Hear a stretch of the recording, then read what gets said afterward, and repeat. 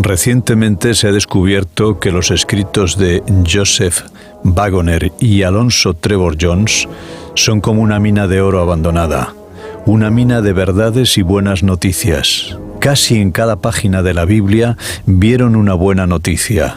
De todo esto resulta algo conmovedor que hace vibrar el corazón para siempre. Es fácil ser salvo y difícil estar perdido si comprendemos hasta qué punto la buena noticia es buena. Es con inmenso placer que presentamos estos deliciosos bocados cotidianos de buenas noticias. Pueda producir a todos vosotros tanto placer oírlas como a nosotros reunirlas y llevarlas a vuestros oídos. Cristo aceptó tomar nuestra carne y nuestra sangre.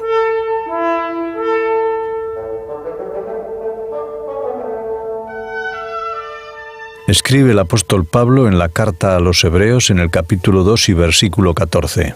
Así que, por cuanto los hijos participaron de carne y sangre, él también participó de lo mismo para destruir por medio de la muerte al que tenía el imperio de la muerte, esto es, al diablo.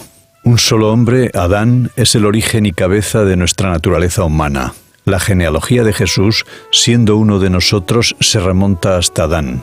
Somos descendientes de ese primer ser humano, y Cristo también según la carne.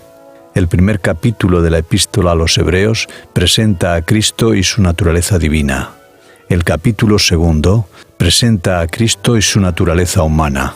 ¿Puede existir algo que tenga forma de ser humano sin ser un ser humano? Por ejemplo, un bloque de mármol puede tener forma de un ser humano, sin tener la misma naturaleza del ser humano. Jesús ha tomado la forma de ser humano ciertamente, pero ha hecho más, ha tomado la naturaleza del ser humano. Cristo ha recibido la carne y la sangre de manera similar a la que nosotros la recibimos. ¿Y cómo recibimos nosotros la carne y la sangre? Por nacimiento. Esto viene de Adán. Cristo ha recibido la carne y la sangre por nacimiento, y esto viene también de Adán. Dice la carta a los Romanos en el capítulo 1 y versículo 3.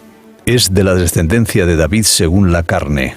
Aunque David le llamó Señor, fue hijo de David. Pero eso no lo es todo. Se remonta hasta Abraham. Y no termina en Abraham, se remonta hasta Adán, como leemos en el Evangelio de Lucas capítulo 3 versículo 38. Por tanto, sobre el plan humano, la naturaleza de Cristo es exactamente la nuestra. Es precisamente por esto que hay salvación, y no es demasiado fuerte decirlo así.